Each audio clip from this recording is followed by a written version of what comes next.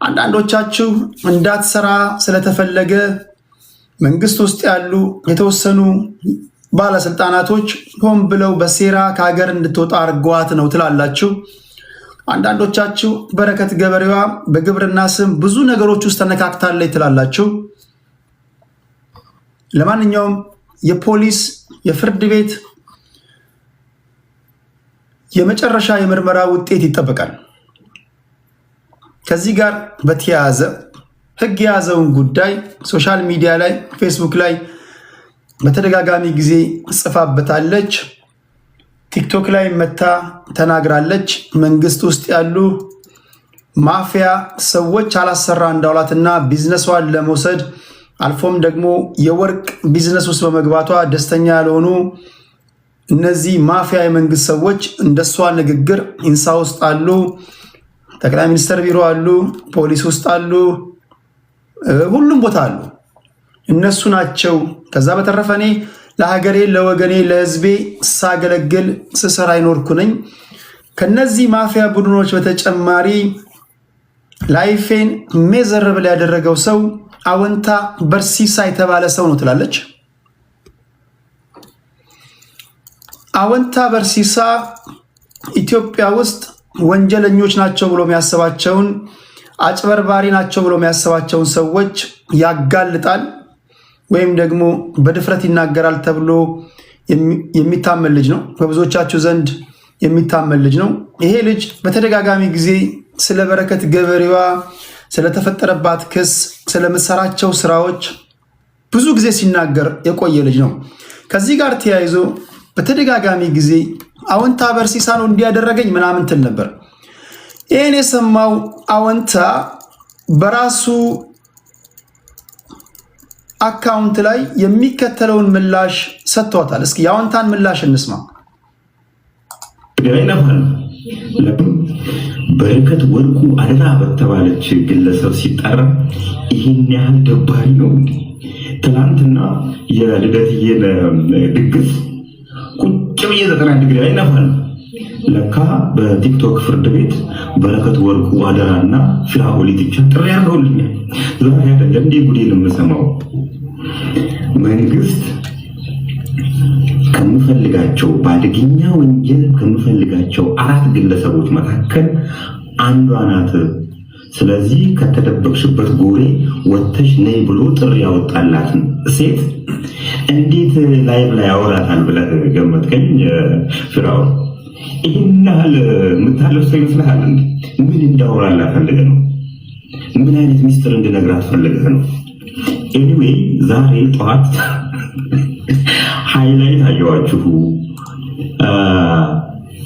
በጠቅላላው ውሸት ቆሙ ሲሄድ እግር አውጥቶ ቆሙ ሲሄድ እኔ በረከት ወርቁ የሰዎች ዝውውር ምሳሌ ነበር እንዲረካ ጭራሽ አላቆም ነው የምላችሁ። የሰዎች ዝውውር እንደምትሰራ እሷ ከዋሸቻቸው ውሸቶች መካከል ማንጋርድ ቴክኖሎጂ የኔ ነው ያለችው ውሸት፣ የአዲስ አበባ ተለጣፊ ሱቆች ላይ ብር ለቅማ በደብዳቤ ብር ለቅመሻል። ይሄንንም ቢሆን በአንቺ ምርመራ ጊዜ እኔ ከፖሊስ ጋር የሰራሁት ስራ የለም ምንም ነገር ማለት ነው። አየሁት ትላለች፣ እስር ቤት ሆኜ አየሁት ትላለች። አብረን ታስረን ያየሽ የለሁም እኔ ኦገሬን ነበርኩ ያለው ሲጀምር ጊዜና አይመችሽና ጀዋ በተጨማሪ 5000 ብር አነሰ። 5000 ብር ብቻ በዶላር አልነበር እንዲሰጡት ያሱ ከመቼው ደግሞ መንዘርሽ በብር አመጣሽው። ኤኒዌይ እኛ ስራችንን ሰርተን ጥንቅቅ አድርገን ሰርተን አሁን ድግስ ላይ ነን፣ ልደት ላይ ነን። አትረብሹ። እናንተ መጮህ ትችላላችሁ፣ እድላችሁ የእናንተ ተራ ነው። እሪ ማለት የምትችሉበት ነው። ኤኒዌይ ሀገር ውስጥ ነኝ ያለሁት ብለሻል። ሀገር ውስጥ እስካለሽ ድረስ መደባበቁ አስፈላጊ አይደለም። ንጹህ ከሆንሽ ሄደሽ ማስረዳትና ያለሽን ማስረጃዎች ማቅረብ ሲጀምሩልሽ በረከት እኔ አይደለሁም እኮ ኩላሊት እሰጣለሁ እድሜ ተቀንሶ ስለ አንዴ ጨጓራ ይሰጥልኝ አንዴ ብሌን ይሰጥልኝ ስትይ ነበር። እኔ አይደለሁም። ዛሬ ደግሞ መለሰሽ ራሳችሁን ታሚያቸዋለሽ። ኤኒዌይ ህግ ነው ለማንም ቢሆን። ስለዚህ መደበቁ አማራጭ አይደለም። ኦኬ ትላንት ስሙ ስለተጠራ ይሄን ነው ምላሽ የሰጠው። የሆነ ነገር ልበልና ወደ ሌሎች ዜናዎች እንሄዳለን፣ ወደ ፖለቲካ ነክ ጉዳዮች እንሄዳለን።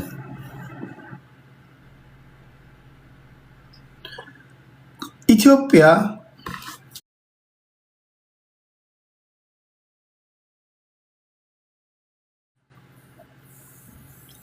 ቲፒኤልኤፍም ተመልሶ ከመጣ ብልጽግናም ካለ ቢያድግም ጊዜ ኢንቨስት ለማድረግ የምትሄዱ ሰዎች በጣም ብልህ መሆን አለባችሁ።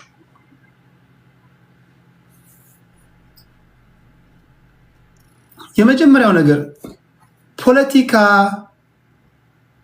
የናንተ ፊልድ ካልሆነ ስራው ከፖለቲካ ጋር ያገናኛል፣ ከፖለቲከኞች ጋር ያገናኛል።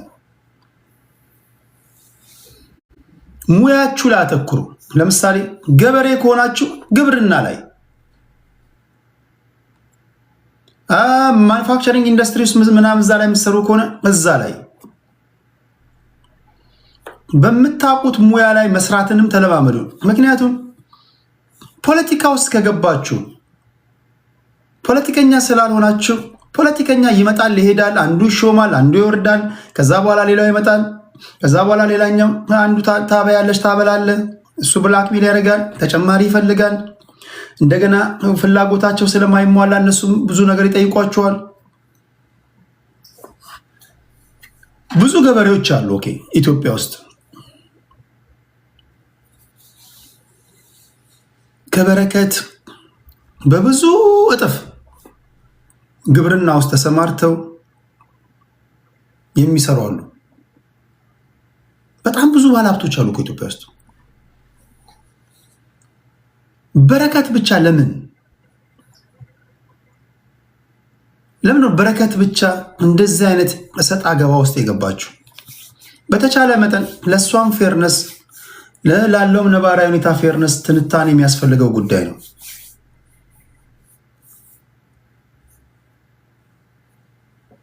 በረከት ራሷም ከምትናገራቸው ንግግሮች በማወቅም ይሁን ባለማወቅ ብዙ ንክኪ አላት።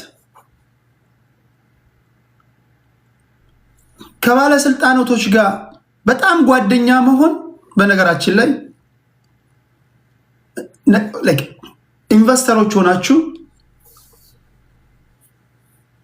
ከባለስልጣናቶች ጋር ኦቨር ግንኙነት መፍጠር አደጋ አለው። አደጋም አለው፣ ጥቅምም አለው። አደጋው ግን የከፋ ነው።